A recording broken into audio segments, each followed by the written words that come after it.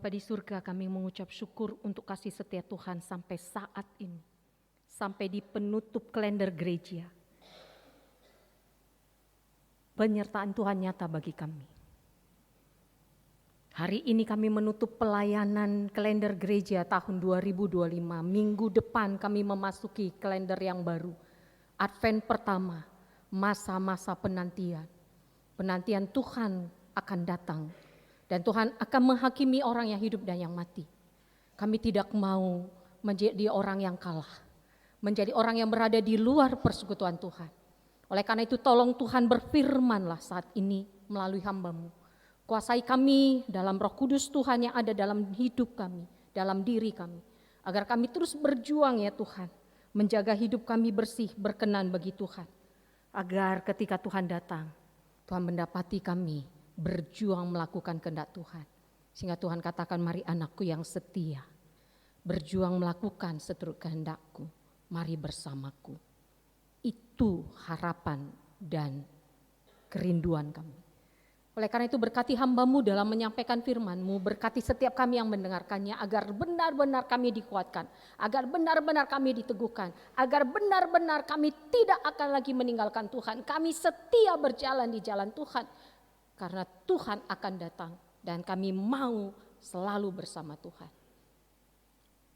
Sekalipun kami kehilangan apapun itu, tapi kalau kami masih punya Yesus, kami justru memiliki segala-galanya.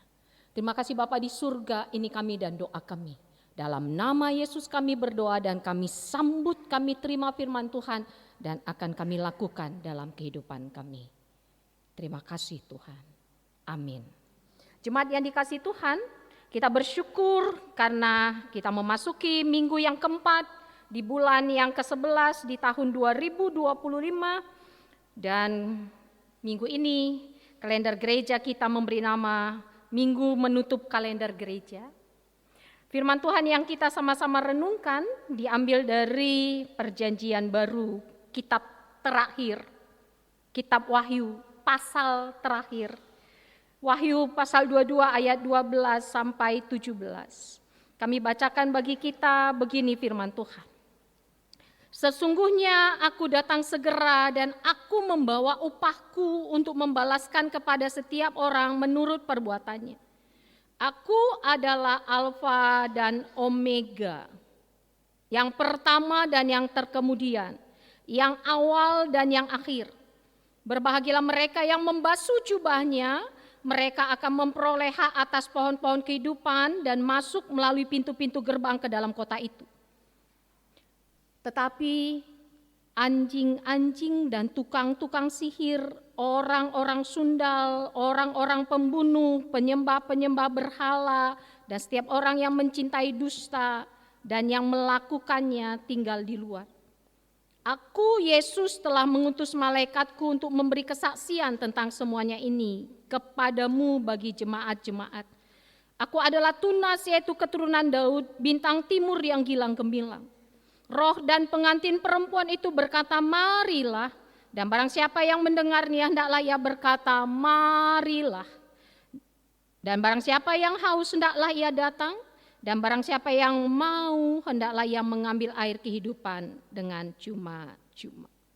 Inilah firman Tuhan yang sama-sama kita renungkan di minggu penutup kalender gereja. Shalom Bapak Ibu Saudari kasih Tuhan. Salam damai sejahtera bagi kita sekalian. Harapan dan doa kami tidak pernah berlalu, tidak pernah hilang pengharapan kita kepada Tuhan dalam situasi seperti apapun. Dan hari ini kita melihat bagaimana penyertaan Tuhan dalam pelayanan kita di GBKP Rungun Tangerang dalam 1 tahun. Dimulai di Advent pertama pada waktu tanggal 1 Desember 2024. Dan hari ini kita tutup 23 November 2025. Lebih dari itu, di minggu penutupan ini kita diingatkan bahwa akan ada saatnya kita juga akan tutup mata. Kita juga akan meninggalkan dunia ini. Tadi tayangan video yang disampaikan pada kita, saudara-saudari kita, kekasih kita yang lebih dahulu meninggalkan kita. Tapi kita punya pengharapan kematian bukan kehancuran, tapi kematian adalah berada di rumah Tuhan yang telah Tuhan siapkan. Nah oleh karena itu Dikatakan kepada kita, mungkin pernah mendengar kata memento mori. Memento mori sebuah kalimat dalam bahasa Latin yang artinya ingatlah akan kematianmu atau ingatlah untuk mati. Dalam arti begini Bapak Ibu, bukan berarti lalu kita merancang-rancang gimana caranya supaya aku mati. Enggak, itu maksudnya. Kita bukan merancang gimana caranya kita mati, tapi merancang bagaimana merayakan kehidupan sebelum mati. Beda ya Bapak Ibu ya. Jadi kita bukan merancang gimana ya caraku mati, berdiri, duduk, tidur, nggak usah pikirkan. Tapi karena aku akan mati, jadi bagaimana aku merayakan hidupku saat ini. Bagaimana aku melakukan yang terbaik untuk kemuliaan Tuhan. Bapak Ibu, untuk itu kita diterangi dengan tema menjaga diri tetap bersih. Gak gampang, gak mudah. Karena seringkali lebih enak yang gak baik itu kan Bapak Ibu. Permata kami lebih sedap kan yang tidak baik itu. Lebih sedap memaki itu daripada memaafkan. Sepakat ya? Aduh puas rasanya nonjok orang daripada berjabat tangan damai. Gak gampang kan? Wah seneng kali kalau kita berdoa Tuhan, sakit kali dibuatnya Tuhan, sakitlah dia Tuhan, sakit, wah puas sekali kita. Akan sangat berbeda ketika aduh Tuhan, begitu sekali dia buat perbuatannya itu menyakitiku, aku sahabat yang benar-benar ada bagi dia, tapi aku ditelikung misalnya. Dia happy misalnya. Terkadang kan ada laki-laki gak berani mendekati seorang perempuan yang dia kasihi kan, dia butuh teman. Jadi dia minta kepada sahabatnya, tolong dong temani. Berikanlah ruang, deketilah dia supaya aku bisa punya jalan untuk ngobrol dengan dia. Istilah karo kelang-kelang jadi pematang tahu ya Bapak Ibu ya. Permata mungkin tidak tahu itu ya. Mak comblangnya jadian sama yang dia taksir. Wah gitu artinya. Disuruhnya dicomblangi, tolonglah, buka jalan lah, biar kami bisa ketemu di mana. Enggak tahunya. Kedekatan mereka membuat mereka jadi suka sama suka. Tinggal sendirilah awak di sini kan. Sedih sekali. Wah kalau begitu bisa kita bilang, aduh Tuhan aku permata Tuhan. Begitu kali dia buat Tuhan. Aduh kalau Tuhan gak bertindak, dukun bertindak. Repot Bapak Ibu. Itu kita gak melakukan tindakan bersih. Menjaga diri tetap bersih. Itu makanya di ayat 12, sesungguhnya aku datang segera dan aku membawa upahku untuk membalaskan kepada setiap orang menurut perbuatannya. Tuhan akan datang, Tuhan pasti datang, tapi jangan tanya kapan. Ketika kita katakan Tuhan pasti datang, Tuhan akan memberikan upah padaku, bagianku adalah ayo tetap ready, tetap standby dalam jalannya Tuhan. Dan gak gampang Bapak Ibu. Hari-hari gini kita sepertinya melihat, kenapa ya orang jahat itu makin makmur saja? Kenapa orang yang pintar nipu malah sukses? Kenapa orang yang jujur itu ketinggalan? Kenapa aku jujur malah aku ditinggalkan? Aku berlaku benar malah aku di-unfollow. Kan begitu ya. Orang yang pintar untuk membuat orang jadi tertarik walaupun dia ngembusi, walaupun dia bohong, banyak pengikutnya. Rasanya kok gak adil Tuhan itu. Kok gak benar ini tindakan Tuhan itu. Bapak Ibu, ada seorang suami, kita kan baru mengikuti ibadah keluarga dalam seminggu ini. Ada seorang suami dia bekerja dalam sebuah perusahaan yang cukup mumpuni, gajinya di atas 10 juta. Tidak tahu gimana komunikasinya dengan istrinya. Pada suatu waktu dia kena pengurangan karyawan, dia dipecat, tapi dia gak berani ngomong ke istrinya. Repot kan Bapak Ibu? Jadi dia tiap pagi berangkat kerja dan dia tiap bulan ngasih gaji sebagaimana dia masih aktif. Bapak Ibu, saudara-saudari tahu dari mana sumbernya? Pinjol. Ada apa ini kok gak berani dia ngomong ke istrinya? Kan ngeri itu. Selama 6 bulan Bapak Ibu diteror pinjol dia. Si istri enak-enak di rumah, makan enak, gak tahu rasa susah. Benar gak ini? Kehidupan keluarga yang seperti apa ini? Ini menjadi pertanyaan, kenapa? Apakah istrinya terlalu apa ya? Maka suami gak berani ngomong ya, Muria? Sampai suami gak berani ngomong itu terlalu apa ya? Itu jadi tantangan Bapak Ibu. Bagaimana menjaga diri tetap bersih, ada kejujuran, ada keterbukaan. Dikatakan Tuhan, sesungguhnya aku datang segera dan aku membawa upahku. Perlu dipahami Bapak Ibu ya. Selama ini kan kita memahami keselamatan itu anugerah. Keselamatan itu gratis. Keselamatan itu diberi dengan cuma-cuma. Tapi Tuhan gak memaksakan. Tuhan beri tawaran pada kita. Setia ikut atau tidak. Anugerah, gratis. Oh biasanya kalau gratis pada ngejar Bapak Ibu. Kalau istilah orang Karo kan kalau disebut magalar, oh gratis. Langsung itu. Sekarang kan ada saudara-saudari kita Jumat Berkah kan. Gratis. Kita yang diberi Tuhan rezeki besar pun kalau gratis antri juga. Tapi yang hadirnya enggak gitu ya Bapak Ibu ya. Gratis, tapi Tuhan bilang kan Tuhan tidak memaksa kita. Siapa yang percaya selamat. Yang enggak percaya binasa. Apa buktinya percaya? Contohnya begini Bapak Ibu. Kalau ada kebakaran, sebuah rumah terbakar. Lalu ada orang berteriak, ayo ikut aku. Ikut jalurku ini, walaupun sudah asap, ikut jalurku ini, kau selamat. Lalu ada yang bilang, laku te, gitu ya. Gak percaya aku, ku kenalnya dia, dulu pun bodohnya dia, kadang kan kita begitu ya. Itu maka Tuhan Yesus katakan, Nabi gak pernah diterima di kampungnya gitu kan. Akhirnya, karena dia gak mau mengikuti, ya terbakar binasa. Bukan berarti dia gak dapat anugerah keselamatan Bapak Ibu. Cuma dia gak mau bergerak untuk ikut. Jadi jangan bilang aku udah dapat selamat, aku tidur-tidur, aku menipu, aku merampok, aku berbohong, tetap selamat. Enggak Bapak Ibu. Enggak, karena Allah kita bukan penipu. Allah kita bukan pembohong. Jadi enggak link. Kalau kita bilang aku penipu tapi selamat. Enggak, itu bukan Allah melalui Yesus. Itu entah Allah siapa yang kamu sembah kalau kamu punya percaya seperti itu. Itu makanya ada seorang anak muda berkata begini Bapak Ibu. Saya enggak tahu mengapa Tuhan mengizinkan hal ini terjadi. Dia menyalahkan Tuhan. Ada apa Bapak Ibu? Saya tidak tahu Pak mengapa Tuhan mengizinkan hal ini terjadi. Saya marah kepada Tuhan karena dia tidak menjagai saya sampai terjadi kecelakaan ini. Kata seorang pemuda dalam suatu kesempatan. Apa sebenarnya yang terjadi sampai dia semarah itu? Kenapa dia bilang Tuhan tidak menjaga dia? 3 hari sebelumnya dia berboncengan dengan temannya, berboncengan sepeda motor dalam perjalanan menuju kampus. Nah si pemuda ini terlambat bangun. Dia buru-buru menjemput temannya tidak pakai helm. Lalu dia bilang saya memacu motor ke kampus karena mendengar bunyi tanda palang kereta api akan turun. Jadi karena sudah ngejar waktu, sudah mulai turun palang kereta api, dia coba terobos Bapak Ibu. Dia terobos palang itu, saya putar gas sepeda motor saya melewati rel itu sebelum palang kereta api turun, tapi malah nabrak becak. Dia lolos melewati palang kereta api, nabrak becak, patah tulang kakinya. Lalu dia bilang, kenapa Tuhan gak jagaku?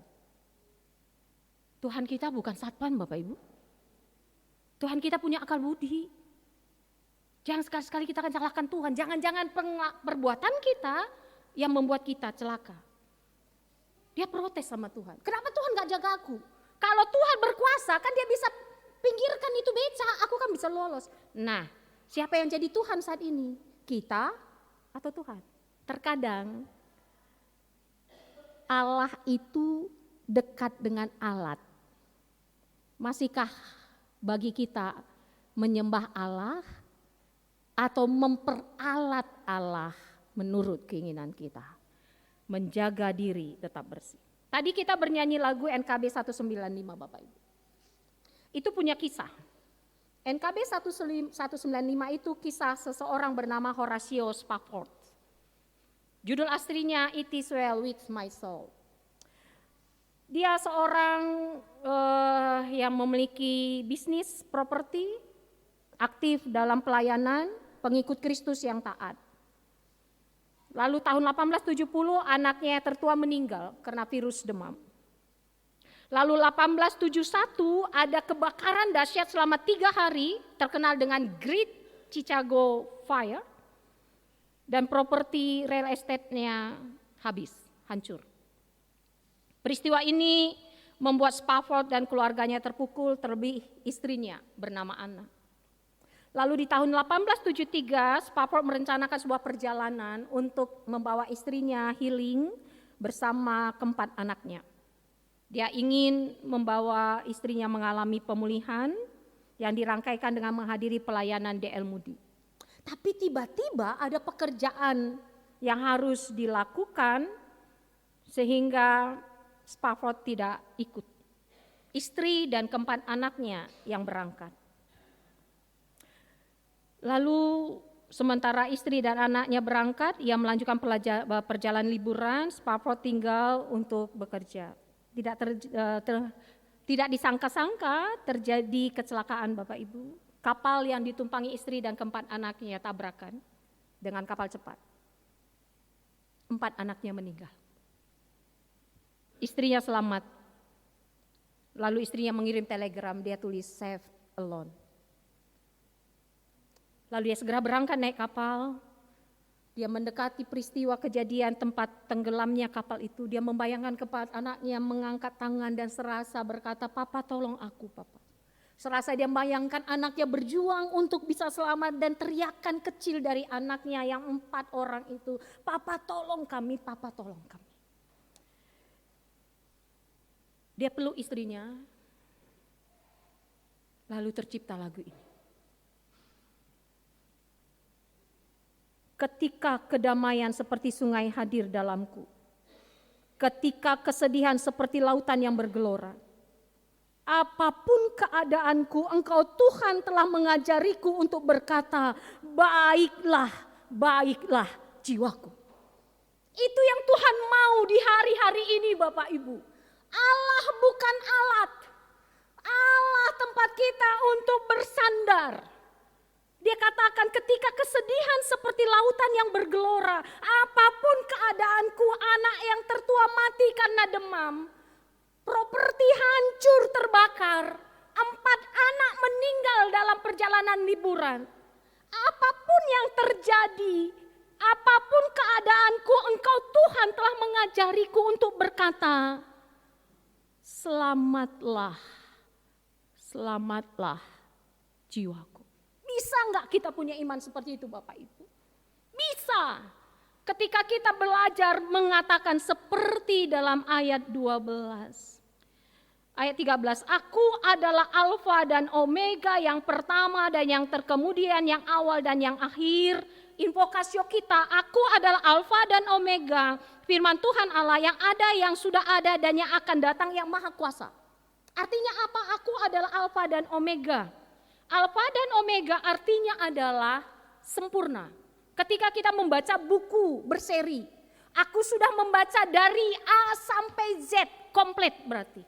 Aku adalah Alfa dan Omega artinya Bapak Ibu, Allah memperkenalkan diri sebagai Allah yang lengkap, Allah yang berkuasa, Allah yang kekal, Allah yang punya kekuasaan yang tak tertandingi. Ketika orang Yunani mendengar aku adalah Alfa dan Omega, mereka langsung ingat dewa Zeus. Bagi orang Yunani, dewa Zeus digambarkan sebagai yang awal, pertengahan, dan akhir. Aku adalah Alfa dan Omega, kata Tuhan Yesus. Dia adalah yang awal, berarti dia tidak menerima kuasa dari siapapun. Dia juga adalah yang akhir, artinya dia tidak menyerahkan kuasa kepada siapapun. Dia yang awal, artinya dia tidak menerima kuasa dari siapapun. Dan dia yang akhir, artinya dia tidak memberikan kuasa kepada siapapun. Dia pemilik satu-satunya kuasa itu Bapak Ibu. Itu yang membuat Spafford mengatakan, apapun keadaanku, Engkau Tuhan telah mengajariku untuk berkata, baiklah, baiklah jiwaku, it is well with my soul. Bapak Ibu saudari yang dikasihi Tuhan. Seorang pria tengah baya seorang bapak, seorang suami menutup pintu kamarnya dengan wajah tertunduk lesu. Usaha yang bangun selama belasan tahun hancur dalam sekejap. Dia ditipu oleh rekan bisnisnya. Dan malangnya istrinya tidak percaya padanya. Istrinya meninggalkan dia. Istrinya menyalahkan dia. Dan dalam keputusasaannya dia berpikir untuk mengakhiri hidupnya. Untuk apa aku hidup kalau aku tidak punya apa-apa lagi? Mungkin kita juga pernah di titik itu Bapak Ibu. Usaha kita mungkin berada di titik terendah. Keluarga kita mungkin tidak baik-baik saja. Kesehatan kita mungkin lagi tidak baik-baik saja. Lalu ada kebutuhan ekonomi di depan mata. Lalu rekan yang kita harap bisa menolong meninggalkan kita. Mungkin kita berpikir juga, untuk apa aku hidup? Bapak Ibu, benarkah? Anak kami permata, benarkah?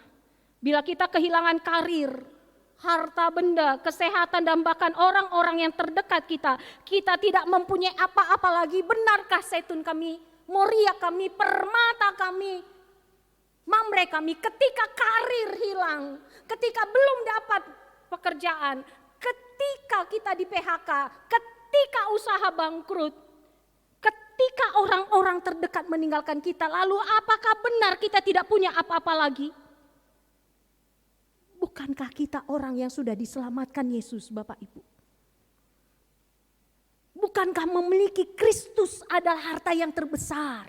Itu yang sering kita lupakan. Aku adalah Alfa dan Omega. Bukankah memiliki Kristus adalah harta terbesar yang jauh melebihi apapun dari yang pernah kita miliki? Ketika semua yang kita andalkan lenyap dan hanya Yesus yang masih kita memiliki. Ketika semua yang kita andalkan lenyap dan hanya Yesus yang masih kita miliki, sesungguhnya kita masih memiliki segalanya Bapak Ibu. Ketika banyak hal tidak seperti yang kita harapkan, banyak kekecewaan, tapi kita percaya kita masih memiliki Yesus. Kita masih memiliki segala-galanya. Kita masih memiliki harapan masa depan dan Tuhan yang setia. Seandainya Zaitun kami, Moria kami, Mamre kami, permata kami, kita berada di padang gurun. Sebagai seorang musafir yang berjalan tersesat di padang gurun. Kehilangan semua perbekalan kita. Kehilangan tenda kita. Kehilangan ransel kita. Tapi di samping kita ada satu orang. Di samping kita, bersama kita ada satu orang yang tahu jalan keluar. Apakah benar kita kehilangan segala-galanya Bapak Ibu? Ketika kita tersesat di padang gurun, perbekalan kita habis. Tapi ada satu orang di samping kita yang tahu jalan keluar, yang membawa kita selamat. Benarkah kita kehilangan segala-galanya? Dan itulah Yesus Bapak Ibu. Aku adalah Alfa dan Omega. Karena yang paling kita butuhkan adalah penyelamat. Dan Yesus ada bersama kita. Terkadang kita yang meninggalkan Yesus. Hari-hari gini kan kita asik dalam sosial media kan Bapak Ibu. TikTok misalnya. Itu yang membuat kita kadang susah untuk bertahan.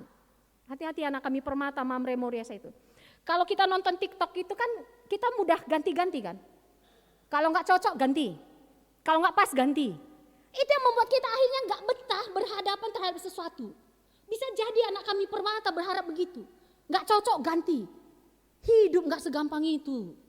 Jangan nanti kamu berpikir, nggak cocok suamiku ganti. Nggak bisa Bapak Ibu. Jangan-jangan itu yang membuat mental kita rapuh. Karena sosial media mengatakan, nggak cocok, cari konten lain. Nggak pas, cari yang lain. Apakah itu yang membuat selalu rentan dan berkata bahwa, kok berat kali hidup ini. Karena kita harus bertahan. Karena kita harus berjuang. Karena kita harus kehilangan orang yang kita kasihi.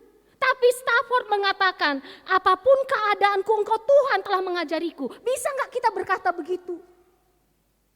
Aku sudah sungguh-sungguh belajar Tuhan, belum dapat pekerjaan. Aku sungguh-sungguh melayani Tuhan, tapi gak tenang hatiku. Orang-orang menjauhi aku. Lebih baik dilupakan dunia ini, tapi mendapat perkenanan Tuhan. Itu yang kadang gak bisa kita terima Bapak Ibu. Yang kita cari adalah apa yang diterima dunia ini. Kita gak siap disingkirkan oleh dunia ini. Ketika ada yang mengatakan,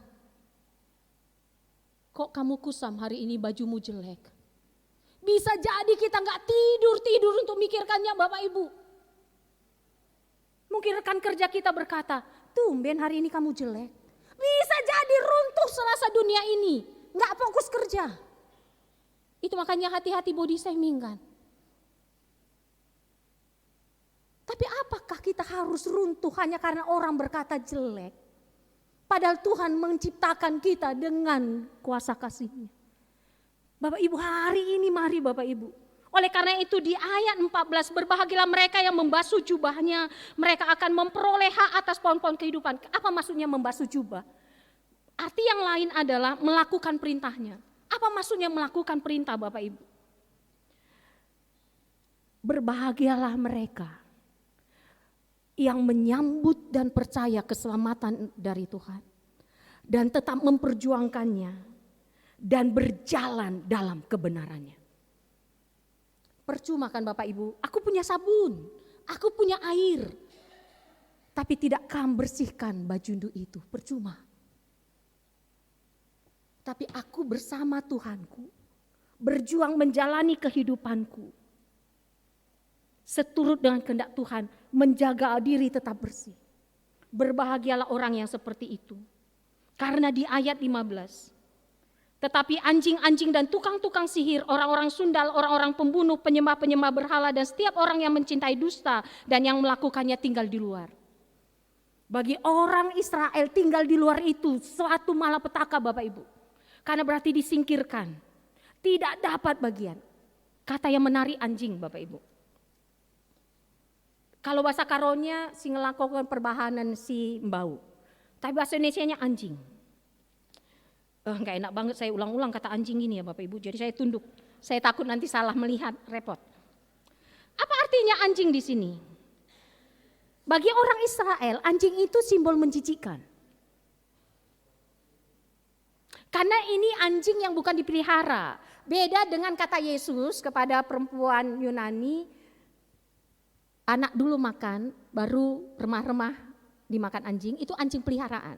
Kalau di sini itu anjing liar Bapak Ibu.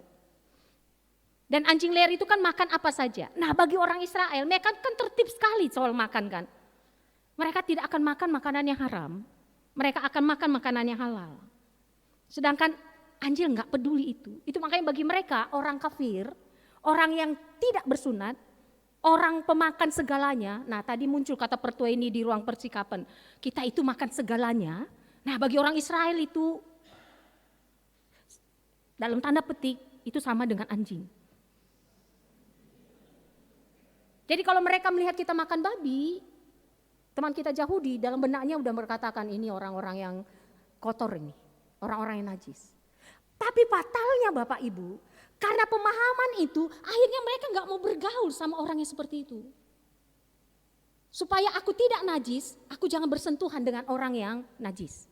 Supaya aku terlihat benar, aku tidak berbaul dengan orang yang salah. Orang yang jahat, Yesus patahkan itu. Nah Bapak Ibu saudari yang dikasih Tuhan, ini yang Tuhan perlihatkan. Jangan kita menjadi orang-orang yang hidup dalam dunia ini, tertarik oleh dunia ini, padahal kita sudah mendapatkan anugerah dari Tuhan. Ayat 16, aku Yesus telah mengutus malaikatku untuk memberi kesaksian tentang semuanya ini kepadamu. Bagi jemaat-jemaat aku adalah tunas yaitu keturunan Daud, bintang timur yang gilang gemilang. Roh dan pengantin perempuan itu berkata marilah, dan barang siapa yang mendengarnya hendaklah ia berkata marilah. Dan barang siapa yang haus hendaklah ia datang, dan barang siapa yang mau hendaklah ia mengambil air kehidupan dengan cuma-cuma. Jelas ya Bapak Ibu ya? Jadi kita tidak bilang Tuhan turun mujizatmu langsung berzat ada mujizat, enggak. Yang haus datanglah kepada Tuhan dan engkau mendapatkan air yang cuma-cuma. Datang pada Tuhan berarti melakukan kehendak Tuhan. Bapak Ibu pernah merasa bosan berbuat baik? Zaitun kami pernah bosan buat baik. Mamre Moria Permata kami bosan buat baik. Karena kita menolong tapi disikapi dengan dingin. Kita memberi tapi tidak dihargai. Kita menyapa tapi dia buang muka. Kita WA, dia blok. Repot kan Bapak Ibu ya.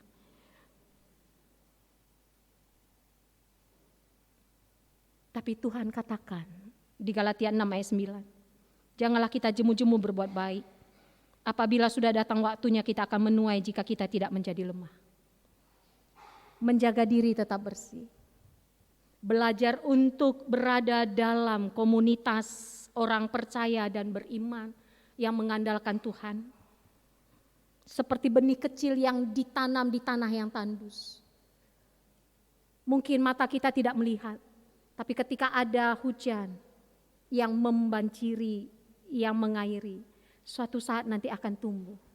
Hari ini Tuhan mau katakan, dalam kerajaan Allah nilai bukan diukur dari besar kecilnya tindakan, tapi dari kasih yang melandasinya. Mulailah dalam hal yang kecil Bapak Ibu. Pekan Kebaktian Keluarga kita mengajak kita untuk satu hati. Mulai dari itu. Jaga kesehatian di keluarga kita Bapak Ibu. Kesehatian di dalam Tuhan. Bangun itu.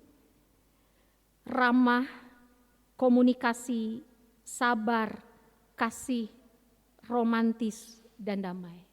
Bangun dari keluarga kita. Sisi romantis tergantungkan bagaimana memahaminya. Tapi jalinlah komunikasi. Tataplah wajah orang-orang yang kita sayangi. Kan agak gak pas ya.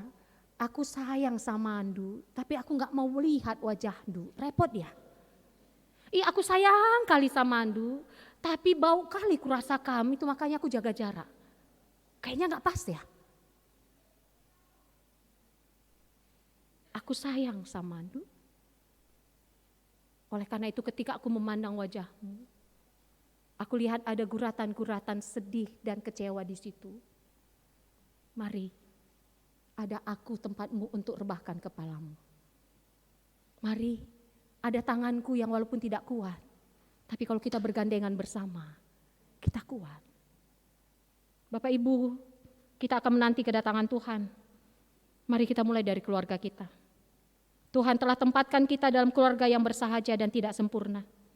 Di tengah zaman yang rawan dan penuh tantangan, Tuhan panggil kita nyatakan cintanya. Dengan saling memahami dan saling menghargai, kita berbagi hidup di keluarga. Berbagi hidup ya Bapak Ibu, jangan berbagi mati. Apa artinya berbagi mati? Kata-kata menyakitkan itu berbagi kematian Bapak Ibu. Apa artinya berbagi kematian di keluarga? Enggak peduli. Itu berbagi kematian. Mari rayakan hidup. Dimanapun kita akan mati Bapak Ibu. Oleh karena itu mari rayakan hidup. Cari nilai-nilai value-value di keluarga. Manbandu kepada permata kami yang tidak bersama orang tua. Telepon orang tua. Video call. Tatap wajahnya. Lihat guratan-guratan di wajahnya. Sudah berapa garis-garis di wajahnya. Yang menandakan keletihan dan kecapeannya. Tapi garis-garis itu memperlihatkan cinta kasihnya. Bapak Ibu Saudara, mari saling menerima dan saling mengampuni agar cinta Yesus nyata dalam kita. Karena di akhir Alkitab kita, di Wahyu 22 ayat 21. Saya bacakan ayat 20 sampai 21. Ia yang memberi kesaksian tentang semuanya ini berfirman, "Ya, aku datang segera. Amin, datanglah Tuhan Yesus. Kasih karunia Tuhan Yesus menyertai kamu sekalian." Itu ayat penutup Alkitab kita Bapak Ibu. Kasih karunia Tuhan Yesus menyertai kamu sekalian. Ketika Yohanes menulis ini, aku segera datang, sampai saat ini Yesus belum datang Bapak Ibu. Tapi Yohanes tidak mengakhiri tulisannya dengan berkata, kenapa Yesus tidak datang-datang? Karena wahyu ini dituliskan kepada orang-orang Kristen yang ditindas, yang nyawanya melayang. Itu makanya pakai bahasa simbol Bapak Ibu. 66 itu antikris, itu untuk Kaisar Nero. Jadi kalau dia bilang hati-hati Kaisar Nero, itu surat gak keluar Bapak Ibu, dia dibunuh. Itu makanya kalau kamu melihat 666, jangan langsung anti dan berkata ini antikris. Itu simbol Bapak Ibu, antikris ada pasti. Tapi kalau ada orang yang menulis 666 di rumahnya, lalu kamu katakan ini antikris, jangan. Itu simbol pada waktu itu. Karena kaisar menindas mereka. Tapi surat Wahyu ini tidak ditutup dengan kata kecewa. Tuhan tunggu apa lagi? Enggak itu. Ditutup dengan sebuah keyakinan. Kasih karunia Tuhan Yesus menyertai kamu sekalian. Yesus yang dirindukan belum datang. Padahal kehidupan dan kenyataan hidup di sekitar kita sangat menekan. Namun hal paling penting bagi kita melalui firman Tuhan di Wahyu ini, dengan ayat terakhir ini seolah-olah kepada kita diminta, baiklah kami tetap dapat bertahan dan akan bertahan terus jika kasih karunia Tuhan Yesus menyertai kami sekalian. Bertahanlah, kasih karunia Tuhan Yesus menyertai kamu. Bertahan Bapak Ibu. Kalau saat ini keluarga Anda lagi gak baik-baik, bertahan, buka hati, ayo ada pemulihan. Kasih karunia Tuhan Yesus menyertai kamu. Anugerah dari Yesus mungkin tidak segera menghilangkan kesulitan, kesukaran dan penderitaan. Namun sungguh dia dapat memberikan kekuatan kepada kita untuk bertahan dalam situasi yang penuh penderitaan dan tidak baik-baik saja. Kasih karunia Tuhan Yesus menyertai kamu dan keluarga Anda. Dan itu nyata ketika kita buka hati untuk merasakan kasih Tuhan. Bukankah itu yang paling kita butuhkan Zaitun kami, permata kami, Moria kami, Mamre kami. Kasih karunia Tuhan Yesus menyertai kamu sekalian. Dan akan kita rasakan melalui meja perjamuan kudus. Kita akan menerima roti tanda daging Kristus, anggur tanda darah Kristus. Rasakan Allah gak jauh dari kita.